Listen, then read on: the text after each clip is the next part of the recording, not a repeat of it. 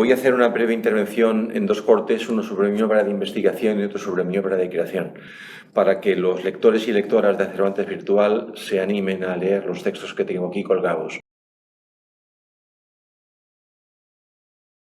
En primer lugar, hablaré de mi obra de investigación. Yo, además, suelo hacer mis intervenciones siempre pensando y sin ningún tipo de guión, pero en este caso quizás lo utilice por motivos de intensidad y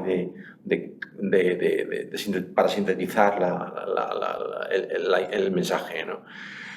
Yo soy filósofo y filólogo, tengo las dos carreras y lo tengo a gala porque además tiene que ver con el tipo de metodología que utilizo a la hora de investigar, que es lo que voy a hablar primero de mi obra de investigación. Fui doctor en Filosofía y Letras en Filosofía Pura, con estancias en la Universidad de Sevilla y Valencia. Me doctoré en 1976 con una tesis sobre Octavio Paz en la Universidad Complutense de Madrid, que fue documentada en la Ohio State University en Estados Unidos, en una larga estancia que hice allí visitando muchos de sus estados y que fue una estancia inolvidable. Y sin embargo, yo hice filosofía siempre orientada hacia la estética literaria.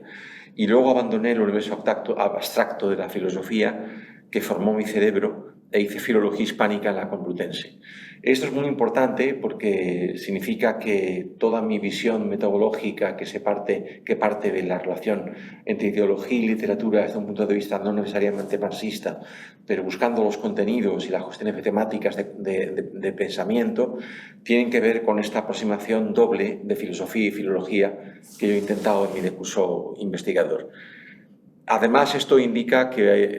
por qué me interesan los autores con pensamiento, como Octavio Paz, Juan Ramón, Rilke, Jorge Guillén y muchos de los que he estudiado, ¿no? El primer libro que publiqué fue sobre Octavio Paz, además fue el primer libro que se publicó en España sobre él. Había mucha documentación sobre Octavio Paz en Estados Unidos, pero muy poca en España y poca gente le conocía. Apareció en el 79 apadrinado por el sello de Hiperión de mi amigo Jesús Munarriz, pero se imprimió en una imprenta de Córdoba con una enorme cantidad de ratas que no he parado hasta que en el año 2018 lo reedité sin erratas y actualizado en la edición Salfar, que es el sello donde más he publicado, aunque he publicado con otros muchos importantes sellos españoles y extranjeros, ¿no? Lo que hice en este libro fue buscar una estructura de contenidos que se repite en cada una de sus etapas, con variables de pensamiento que definen su obra, pero no es la estructura formalista del estructuralismo y la semiología, sino una estructura de contenido. Voy a analizar solo algunos de mis hitos de mi currículo investigador, que es mucho más amplio, pero no quiero ser oneroso porque, como digo, lo que intento es abrir boca como un aperitivo para que los lectores y lectoras de Cervantes Virtual puedan encontrar pistas en las cosas que voy diciendo aquí, que articularán los textos que están colgados en la página. Mi libro sobre Álvaro Cunqueiro del año 80 fue también el primero que se publicó sobre él, con un precioso prólogo de don Álvaro, y también hice una edición de las Mocedades de Ulises de Álvaro Cunqueiro en la colección austral, que fue la primera edición anotada, prologada que se publicó de él. En esa época, hoy se habla mucho de Álvaro Cunqueiro, pero en aquella época el bueno de don Álvaro prácticamente solo había un artículo en la estafeta literaria que le ponía francamente mal, y justamente, no diré la persona que lo firmó, y un par de artículos publicados en compendios literarios filológicos por un par de catedráticos de la Complutense, ¿no? Mi edición sobre Juan Benet, que fue un buen amigo mío, Un viaje de invierno, que apareció en cátedra en el 80 y de la que se hicieron 3 ediciones, fue el primer texto largo, con un prólogo de casi 300 páginas mío, que se publicó sobre el bueno de don Juan Benet, que era un magnífico escritor y una magnífica persona, de quien tengo grato recuerdo, y sobre quien en aquella época solamente había un par de artículos breves y no se rendía tributo a su obra, pese a que era un personaje muy importante en la noche bohemia madrileña, con el que todos nos encontrábamos a las 4 de la madrugada en algunos locales especiales de Madrid, ¿no? Tuve una gran amistad con Jorge Guillén en su última época y publiqué en Taurus su libro de estética literaria, el argumento de la obra, en el año 85. Don Jorge publicó luego un bonito elogio de amigo a mi poemario Alrededor de ti, en un prólogo que incluí con una carta prólogo de él, y que fue mi segundo libro de poemas de tema amoroso. que es un libro que versa sobre la familia, sobre el amor matrimonial, y a él le gustaba mucho que fuera a verle con mi mujer, era la condición que me ponía para que me recibiera, ¿no? Y yo viajaba cada semana prácticamente por malas carreteras desde Madrid a Málaga para ir a verle en su casa y en tener entrevistas de solo media hora con él, porque era lo que el hombre aguantaba en activo, porque estaba muy mayor, pero fueron realmente momentos muy deliciosos que recuerdo con verdadero cariño, ¿no? Publiqué una recopilación de artículos en estudios de literatura española, que fue un libro de ensayo que apareció en el 87 y ahí hay artículos antiguos míos, como el dedicado a la Lozana Andaluza, que es un artículo que fue de lo primero que se publicó sobre muchos aspectos de la Lozana Andaluza, sobre Delibes, sobre la regenta, con un planteamiento diferente que sirvió para ubicar la obra de Clarín en el contexto ideológico del naturalismo francés y para definir la peculiaridad del naturalismo español, ¿no? Hay otros artículos ahí en ese libro, como el dedicado a Pere Gimferrer, que fue el primer estudio extenso que se publicó sobre su obra, o Carlos Edmundo de Ori, o el hallazgo de la fuente del Brasil destituido de Lope de Vega, que no logró encontrar esa relación de sucesos Marcelino Menéndez Pelayo, que es la que inspiró a Lope de Vega para escribir su obra. Yo tuve la suerte de hallarla en la biblioteca de la Universidad de Sevilla, y hay en ese libro también otros estudios previos. Pero mi madurez investigadora realmente aparece con el libro Los liberales románticos españoles ante la descolonización americana, 1808-1834, que publicó en 1992 la editorial Mafre, la colección Mafre 1492, que fue una importante colección de historia. Es un texto de historia prácticamente, pero sienta los cimientos de mi compleja y diferente visión de lo que fue el romanticismo en España, ¿no? Porque ahí analicé los diarios de sesiones de las Cortes de Cádiz, de modo que nos había hecho y defendiendo su labor en una época en la que solo se había referido los historiadores al llamado fracaso liberal de las Cortes de Cádiz, que para mí no es tal, ¿no? La generosidad de los liberales románticos en esta guerra de 1808, mal llamada Guerra de la Independencia, y que para mí es una auténtica insurrección popular de tipo francamente revolucionario, donde se sientan las bases del Estado autonómico actual de España a través de las juntas provinciales que regían el país, y donde además tenemos el testimonio de Jovellanos, que pertenecía a otra época, pero aún participaba en las Cortes de Cádiz, diciendo que España no lucha por los Borbones, sino por su propia identidad como nación moderna, ¿no? Ahí, pues, hablé de la generosidad con los diputados de las colonias que tuvieron los liberales de Cádiz, que no tuvo la Constitución de José Bonaparte, que solo estaba preocupada por saquear económicamente al país, y la idea de Quintana de que las colonias debían tener una independencia pacífica y progresiva frente a la vinculación con la metrópoli que pretendía Blanco White, a que sin embargo se le había estudiado, y justamente como un autor menos progresista que Quintana. Y analizo la prensa de la época, fue el primer momento en que empecé a analizar la prensa de la época, que luego continuaría en mi libro sobre Alberto Lista y en otros libros sobre Espronceda, y analicé extensamente El Español de Blanco White, el periódico donde él publicó muchas cosas, corrigiendo lo que habían escrito sobre él varios historiadores de prestigio. Mis libros sobre el romanticismo, bueno, pues la fundamental fue Ideología y literatura en Alberto Lista, que publicó Alfara en el 93. Yo tuve que elegir por motivos académicos entre estudiar a Alberto Lista, estudiar al Duque de Rivas o estudiar a José Zorrilla. Era una imposición académica del momento que se me ofreció, ¿no?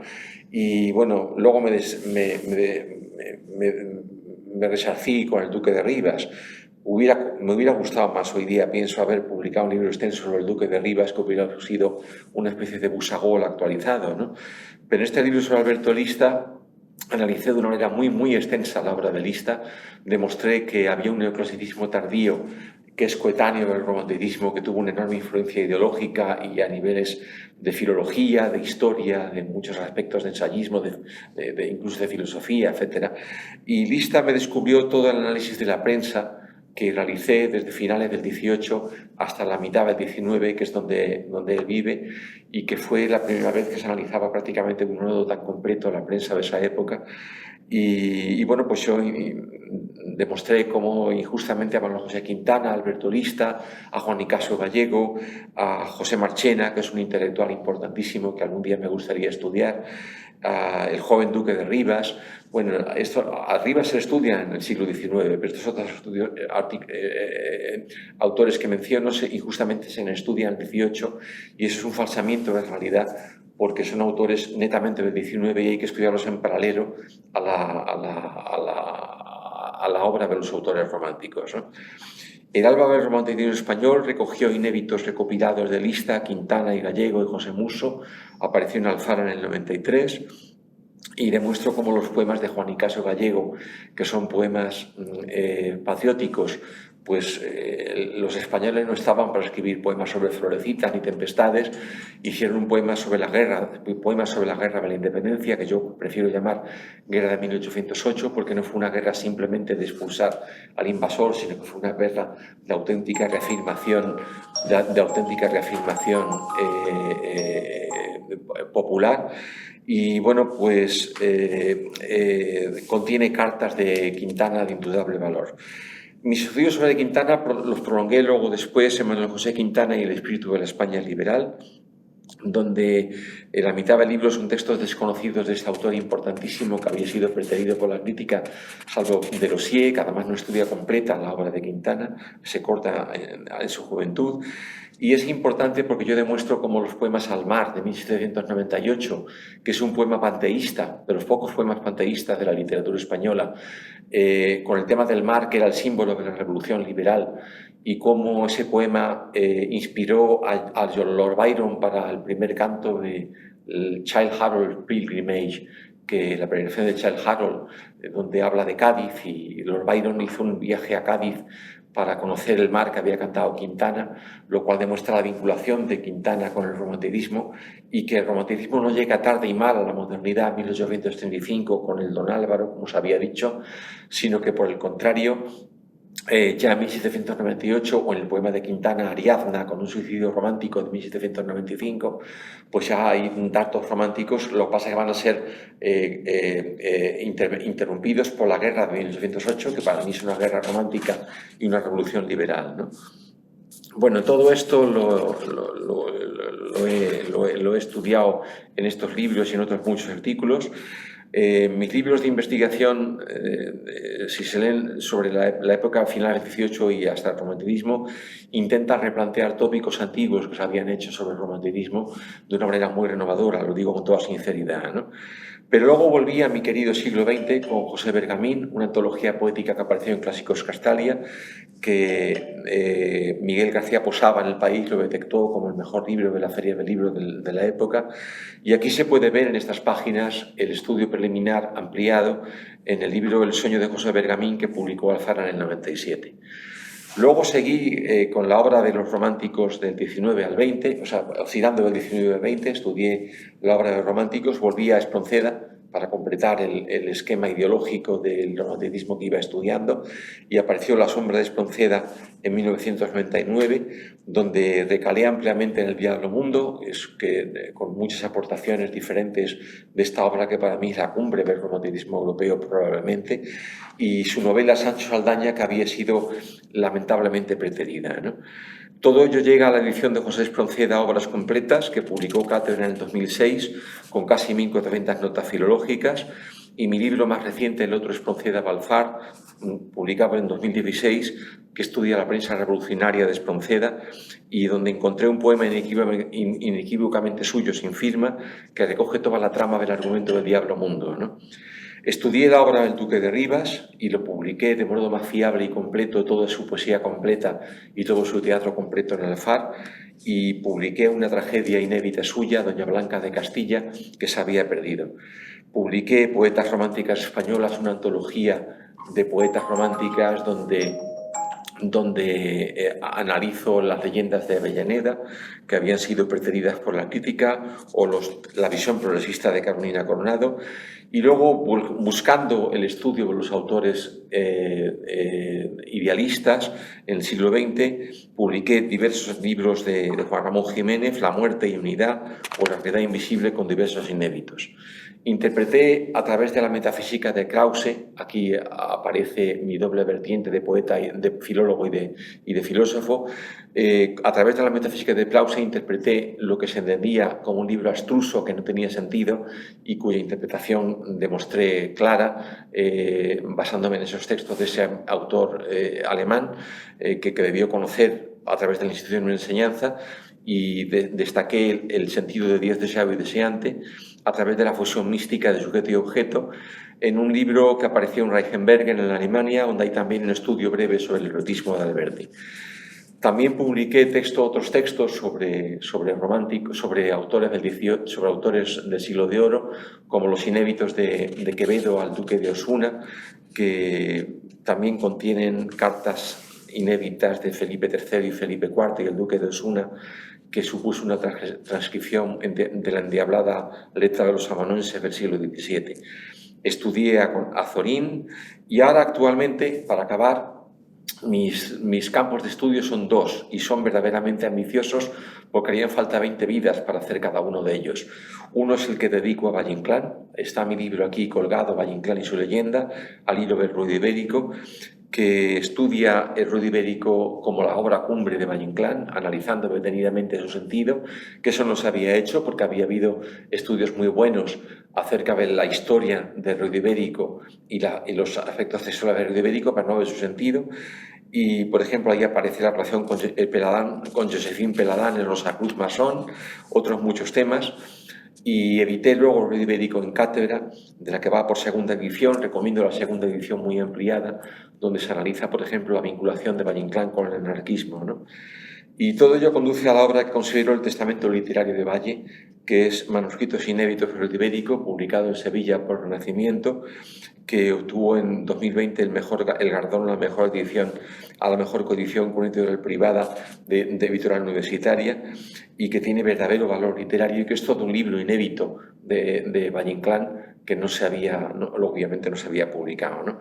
Todos mis estudios sobre Valle Inclán culminan con mi edición en prensa de La lámpara maravillosa que publicará Castalia, ¿no? Con unas visiones en el estudio preliminar bastante renovadoras. Y finalmente hablar de mi relación con Cervantes, las voces que hice para la gran enciclopedia cervantina, el libro sobre Cervantes y el ámbito anglosajón. Aquí están colgados todos esos textos y ello culmina con mi obra en prensa Ideología y castas en Miguel de Cervantes, a punto de salir en Alfar, donde estudio el tema de Américo Castro en vinculación a Cervantes, y sobre todo lo que considero que es quizás mi obra definitiva, que es la edición monumental de la obra del Quijote de Miguel de Cervantes, publicada en Sevilla en Renacimiento en 2020, en 2 gruesos volúmenes con casi 6.000 notas filológicas, que contiene numerosos estudios agotados y otros muchos inéditos, ¿no? Bueno, yo aporté aquí la visión de un Cervantes progresista, un Cervantes cuyo pensamiento no se había estudiado suficientemente. Había habido muy buenas ediciones del Quijote, pero centradas en aspectos concretos de tipo filológico, literario, histórico, como he dicho, etc. Pero hacía falta un estudio de la visión del pensamiento de Cervantes, que tiene un pensamiento progresista, que utiliza con ambivalencia la locura como una visión para escapar de la censura, donde tiene un planteamiento democrático, donde critica el código legal de la época en el tema de las galeras, donde defiende a los moriscos, donde defiende a los ladrones honrados catalanes como Roque Guinart, donde hay un planteamiento ecologista, donde hay un pensamiento casi anarquista en el discurso de la Edad de Oro, donde se critica la Santa Hermandad, donde se critica sobre todo los ociosos duques que se ríen de 2 personas ingenuas, y donde hay un planteamiento animalista, donde defiende el feminismo de Marcela en la independencia de la mujer, aunque tuvo Cervantes luego que pagar tributo a las novelas cortesanas de la época, en las novelas intercaladas, que para mí es lo menos importante de esta época. Todo se puede considerar en esta edición, que algún día espero colgar en estas mismas páginas. Bueno, con esto he intentado, sin ser, espero que oneroso, un retrato de mi labor investigadora como filólogo y demostrando los aspectos que definen mi interpretación literaria, que, como digo, se basa en la relación entre ideología y literatura y buscando siempre cuestiones de pensamiento y cuestiones de contenido.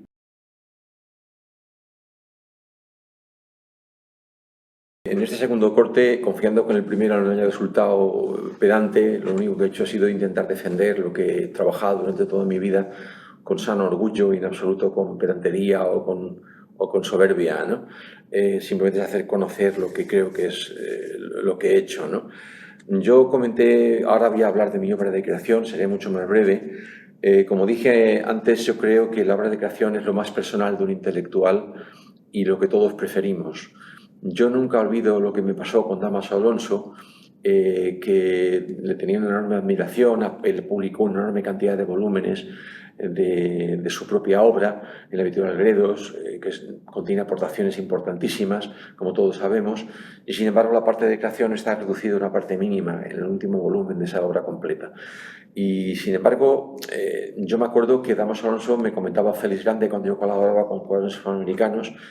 que no paró hasta que publicáramos, y nos lo pedía con mucha insistencia, y yo hice la reseña de una antología de poemas que él había hecho en Editorial Cátedra, en la colección Letras Hispánicas,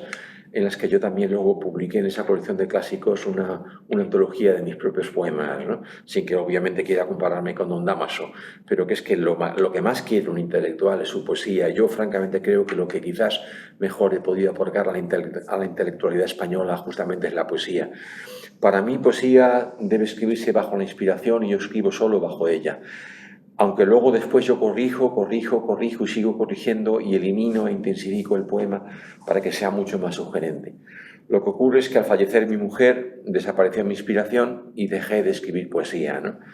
Mi poesía es fruto del pensamiento y lo que busca es dejar en el alma del lector una sugerencia lírica. El tema fundamental de mi poesía es el amor, sobre todo el amor, ya desde Alrededor de ti, del año 83, que como comenté prologó Jorge Guillén con hermosas palabras de elogio, pero también la muerte, sobre todo en los últimos poemas dedicados a mi mujer, en el poemario Llorar por ella, porque ella, con mayúscula, era el nombre que le daba don Jorge, ¿no? Hay una reflexión sobre la misma poesía, mi poesía, de manera mitad literaria, y busca especificar lo que es el sentimiento del arte. Cada uno de mis poemas, no obstante, es de un estilo diferente y es un intento de demostrar algo completamente distinto, ¿no? Inicié con el tema surrealista, con la estética surrealista, me inicié con la estética surrealista, un surrealismo que sin embargo tenía intencionalidad, como la tiene, sin que yo quiera compararme a ellos, pero a mis admirados Paul Eluard o Federico García Lorca. Pues sabéis que hay otro surrealismo que está constituido simplemente por una asociación sorpresiva y racional de imágenes que no tiene sentido. Yo busco la intencionalidad en ese surrealismo. Y luego evolucioné a lo que llamé la estética de la sencillez, y me hace gracia la idea, porque en esa misma época, en modo paralelo y por supuesto completamente diferente, porque nuestras poesías son incomparables y completamente distintas, mi buen amigo Luis Alberto de Cuenca escribía lo que él llamó la línea clara, que tiene parangones con esta estética de la sencillez de una manera muy, muy diferente, ¿no? Yo lo que buscaba entonces fue expresar un sentimiento y un pensamiento con una emoción sugerente y diáfana frente a la retórica surrealista de los autores de mi generación. Elegiré algunos poemas y luego comentaré muy brevemente, mucho más brevemente, mi obra narrativa, ¿no? De la primera época está el libro de Liquios, en el que se lee este poema: días de risas y llantos, el tejedor de días y lunas blancas que se reflejan en las líneas de tu mano. Sentí su aliento y así las sombras de mi pasado con los bellos ojos del fantasma ensimismado. De esa primera etapa está mi poemario Guiños, que fue el primer poema que publiqué en el 81, donde hay este homenaje al surrealismo. El año 1924 es cuando aparece el Manifeste de André Breton. Champagne, 1924. La joven convertida en árbol, perseguida de perros y caballeros enfundados de prisa. La joven consumida en fuego, soñadora eterna de la eterna mentira, profecías, salvación del agua, reposo bajo la tierra, vuelo sobre cielos de nube azul y ojo centro fijo de talismán. La joven infiel, coqueta, risueña, la que pinta de margaritas bocas de muñeca. La joven trivial, la que de telarañas la ventana apenas abre su boca de sueño. La joven embadurnada de penas y velos, de simientes negras, de ideas silenciosas bajo la mente inabarcable, por sus manos débiles, por sus pies de cera. La joven mágica, la joven encerrada en el castillo del deseo y de la música, la joven del piano, la que salta sobre la tierra, la joven y el violín, el amor acompasado de flautas y jilgueros, la joven del gorrión herido, de pupilas dilatadas y ojos densos. El tema de la mujer es un tema leitmotiv en mi obra de manera importante. En el año 84 publiqué Alrededor de ti, que fue el poema amoroso fundamental de esa época, como dije, con un precioso prólogo de Jorge Guillén en el que se lee esto,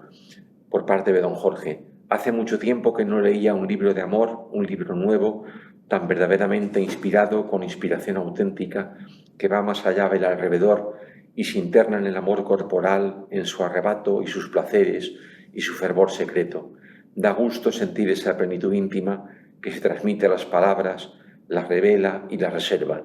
Todo es fervor, revelación y secreto. Hay que publicar esta serie amorosa tan real y tan poética. Aquí en este libro hay este poema de recién casado, ¿no? Sobre los ojos de la amada, ¿no? Tus ojos son un pozo de aguas frescas, un baño de ríos oscuros en tu mirada de hierbas. Tus ojos tienen el brillo de la miel y la agilidad de peces corriendo por la risa. Tus ojos son el galope de una yegua a jorcas en pies de una bailarina niña. Tus ojos son flujos de amor del mar por la luna llena. Tus ojos son cálida caricia en la noche de una arena fría. Tus ojos son de fiesta y de bengalas, constelaciones de azul estrella. Todo esto cuando tus ojos me miran.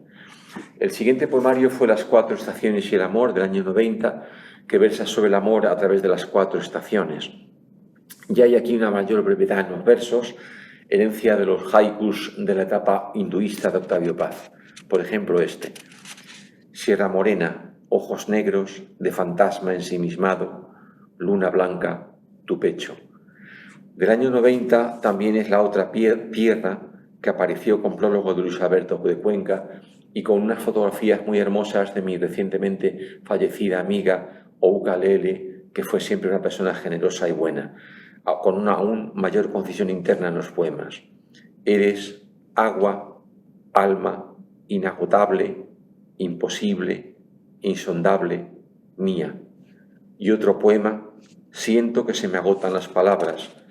que pierdo todos los signos posibles, que repito en mis poemas la misma eterna siempre felicidad contigo, y se me calla el alma, tú siempre detrás conmigo. Del año 95, con prólogo de Ángel Crespo, que era una bellísima persona,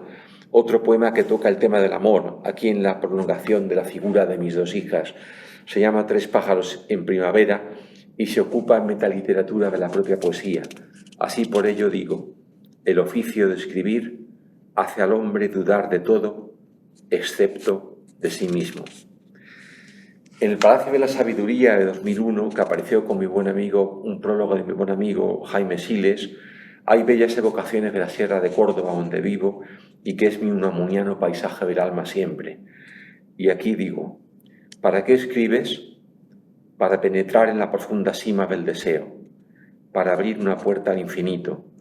para liberar tu espíritu hacia una región poblada de dioses, para tender un puente al cielo desde donde nos miran los muertos, para hacer un agujero en el pozo de la noche, para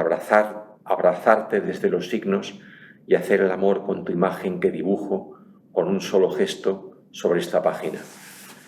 Del año 2007 es un poemario panteísta, fruto de mis lecturas de Rilke y Juan Ramón,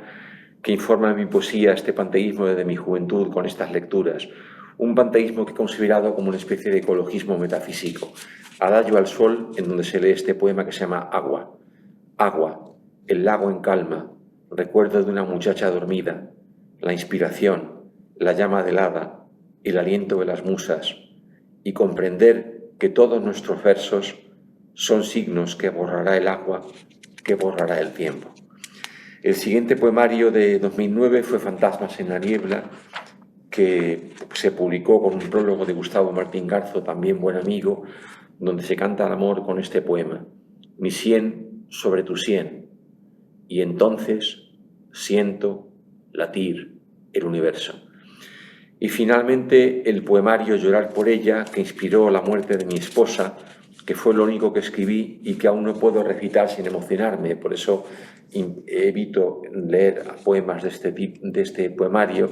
Y aquí recojo un poema más objetivo sobre mi amor a Córdoba, ya que los poemas sobre la muerte de mi mujer se contienen en mi antología Matices, que publicó la editorial Cátedra en la colección Letras Hispánicas, que fue una antología que yo mismo hice sobre mi poesía, con comentarios extensos a esos poemas,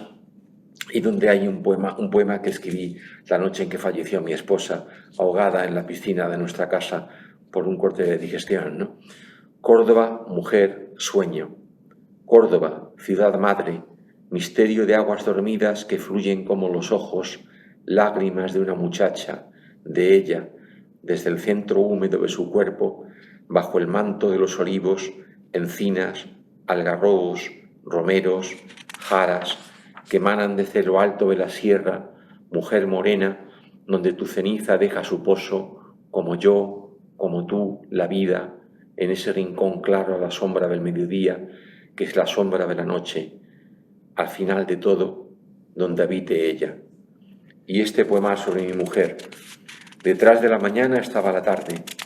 detrás de la tarde estaba la noche, detrás de la noche estaba la luz,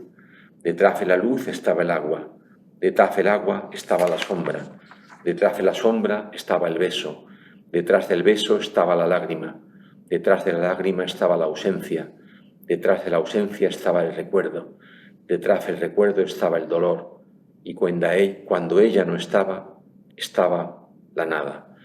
Toda mi poesía completa se publicó en Sial en 2003 y luego en versión mucho más completa en 2016 con el título de Al amor de ella en Editorial Alfar, con prólogo de José María Merino, que ha sido siempre también otro bueno y generoso amigo que ha prologado y estudiado muchos de mis textos, ¿no? Como digo, Merino antologó esta antología a la que me he referido antes, Matices, que apareció en la colección de clásicos de Editorial Cátedra, Letras Hispánicas. Y finalmente hablo de mi obra en prosa, que apareció con el título del Siglo Infinito, que editó Alfar en 2017. Yo quiero que tanto El Siglo Infinito, mi novela completa, como mi poesía completa, Al amor de ella, editadas ambos en Alfar, aparezcan en esta colección de Cervantes Virtual. El Siglo Infinito contiene Los sueños del búho, que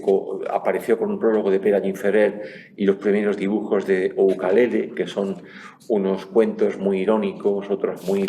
líricos, otros muy divertidos, otros más inquietantes.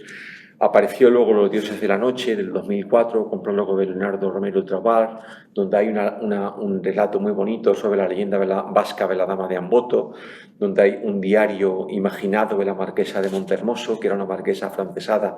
a la que los estudiosos del afrancesamiento en España no habían prestado atención y que fue amante de José Bonaparte, donde hay la historia de la redención de un mendigo a través del arte y donde hay recreación de diversos estudios, de diversos episodios de la vida de Avellaneda, de Rilke, de Baudelaire, de Cervantes y la Gitanilla o Doña Juana la Loca. Y mi novela Éxito de 2013, que también fue prologada por José María Merino, siempre le agradeceré su generosidad, que es un homenaje a la generación de la contracultura que vivimos en nuestra juventud, sin caer en sus excesos, y que quizás es para mí mi texto en prosa más trabajado y el que prefiero. Y finalmente el relato Pispa en la ciudad dormida, que es una historia de amor con mi perra Golden, Pispa, que es un animal maravilloso que me regalaron mis hijas al fallecer mi mujer, ¿no? Y finalmente me defino a mí mismo en este poema con el que acabo, este poema que habla de lo que yo creo que he aportado y lo que yo modestamente creo que soy. Espero que todas estas dos intervenciones mías no puedan entenderse como falta de modestia, sino como sano orgullo de lo que tanto he trabajado a lo largo de mi vida. Dice este poema con el que acabo: soy un filósofo que escribe versos, un ensayista que escribe relatos, un poeta que escribe ensayos, y siempre pienso y siempre siento. En fin, todo esto es un aperitivo para quien quiera bucear en mi obra de creación y mi obra de investigación en estas páginas de Cervantes Virtual.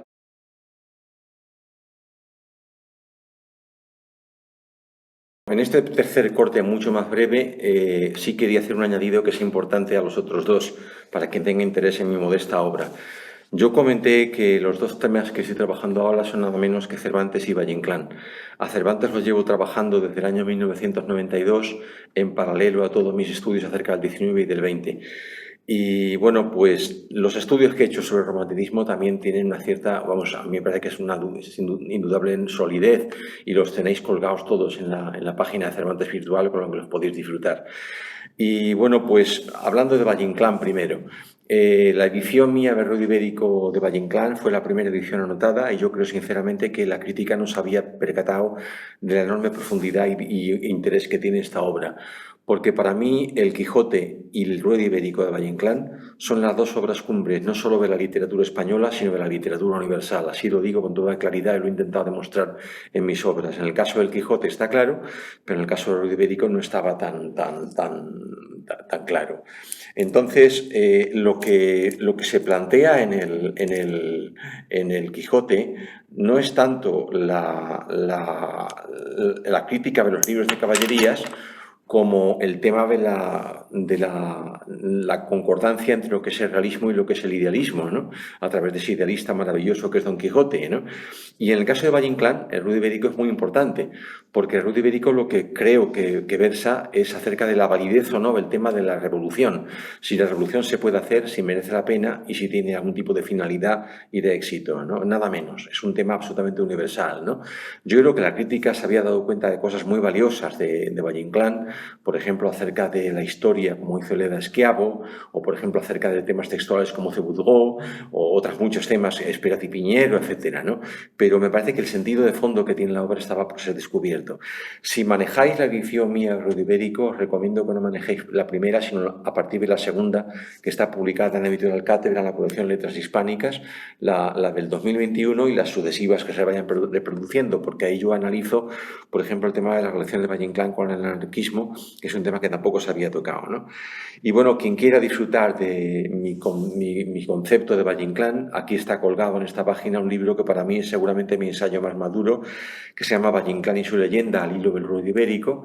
y que estudia, por ejemplo, la relación de Valle Inclán con el Rosacruz masón Josephin Peladán, estudia el tema de la revolución en Córdoba, que documentada con temas que no se habían hecho, estudia ese tema, el tema de toda la obra, absolutamente toda, de Valle Inclán comentada, encauzada como final y cumbre hacia el Ruy Ibérico. Y hay muchos más temas, por ejemplo, el tema de los episodios nacionales y Galdós, de Galdós y Valle Inclán, el problema de España en Valle Inclán, etcétera, ¿no? Pero yo creo que estaba por determinar muchos aspectos del Ruy Ibérico. Por ejemplo, la importancia que tiene Córdoba en él, que es algo que no se habían percatado los eruditos, pero lógicamente cada uno aportamos nuestro pequeño granito de arena, y así vamos subiendo escalón a escalón en el progreso de la cultura. No es que yo me quiera poner, evidentemente, por haber descubierto un Mediterráneo, ¿no? Pero, por ejemplo, las descripciones que hay en el Ruy Ibérico son mucho más intensas y más hermosas que las que aparecen en ese gran descriptor que se tenía por la mejor descripción, es su obra, la de Azorín, coetáneo de Valle Inclán, es muy superior Valle Inclán, ¿no? Y, por ejemplo, el tema de la revolución, pues lo que hace es analizar en el Ruy Ibérico todos los estratos de capas sociales,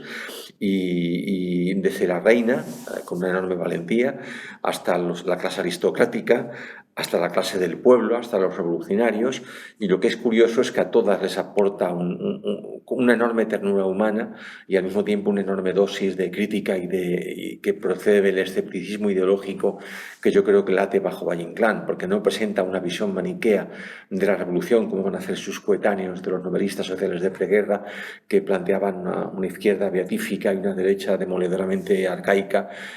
Podían tener más o menos razón, pero lo planteaban de un punto de vista tan folletinesco y tan maniqueo que no tenía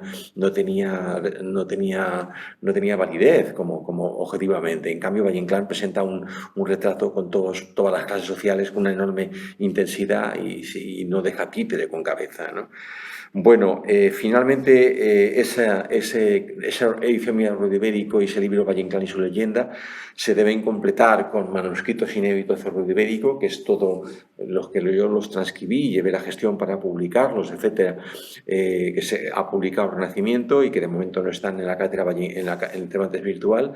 pero que ahí es todo un libro completo, inédito de Valle Inclán, de un enorme valor literario y que para mí es el testamento poético y el testamento literario de don Ramón, que no se había atrevido a publicar seguramente algo tan duro en vida, porque es mucho más duro y mucho más cáustico, esos manuscritos inéditos todavía, que Ruido Ibérico, ¿no? Y esto se debe completar con mi edición de La lámpara maravillosa en Clásicos Castalia, que aparecerá en breve, que intenta que haya planteamientos renovadores y va a ser también la primera edición anotada de este clásico de Valle Inclán. Y finalmente, sobre el Quijote, bueno, pues el Quijote yo comentaba en la otro corte como lo que me preocupo de cuestiones de pensamiento, demuestro el carácter progresista de Cervantes, no sé por qué se ha podido decir que es un escritor conservador, creo que respeto mucho a las personas que lo han dicho, pero no tienen, yo creo, razón, ¿no? Por ejemplo, si critica el tema de los galeotes, está criticando todo el código de castigo legal de la época, ¿no? Si defiende a los moriscos, está entrando en liza directamente contra una ley que acababa de ser publicada. Defiende a una mujer islámica, por más que se convierta, ¿no? Dulcinea tiene concomitancias con la Virgen, que eso se da cuenta Don Quijote y echa para atrás un poco enseguida. Critica la Santa Hermandad, critica a los aristócratas ociosos que se burlan de dos personas ingenuas, ¿no? Y, por ejemplo, critica al cura de los aristócratas, hace un retrato tremendamente cáustico de él, ¿no? Pero claro, al mismo tiempo da otra de arena, porque Cervantes es un autor muy inteligente y para sortear la censura da una de cal y otra de arena, y además utilizando siempre una enorme dosis de ironía, ¿no? Y utilizando además el tema del loco al que se le permitían literariamente decir las verdades, ¿no? Sin tener conflictos con la censura. Entonces, si el cura de los aristócratas está mal retratado, luego hay un cura que es el amigo del barbero y el amigo de Don Quijote que aparece retratado con una enorme humanidad, ¿no? Esta edición del Quijote tiene 6.000 notas filológicas y muchos textos míos sobre él, agotados y otros inéditos, y yo creo que va a ser un Quijote muy buscado. Está publicado por la editorial Renacimiento. Y finalmente, y para concluir, yo sí debo decir que lo que prefiero de mi obra es mi narrativa y sobre todo mi poesía. Y aquí en Cervantes Virtual tenéis colgado dentro de poco mi narrativa completa que lleva el título del siglo infinito y mi poesía completa que lleva el título de Al amor de ella. Yo creo que son dos textos que podéis disfrutar mucho y descubrir aspectos nuevos sobre mi modesta persona, porque así como he sido más valorado desde el punto de vista de la investigación, que es de los libros que más numerosos he publicado, yo creo que la obra de creación es lo que todos preferimos de nuestro discurso como intelectuales, porque es lo más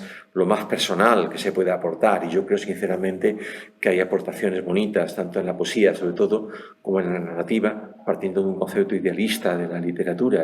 En la poesía está el tema del amor, el tema de la muerte, el tema de la literatura, el tema del arte, hay muchos temas que toca y lo toca con una enorme modernidad de expresión muy sintética, muy depurada, porque yo comentaba cómo los textos poéticos míos yo los escribo cuando estoy inspirado, por eso cuando desapareció mi mujer, que era mi inspiración, dejé de escribir poesía y bueno, pues lo que hago luego es podar y concretar el tema de manera que sea mucho más intenso el poema y mucho más breve y más sugerente, más moderno.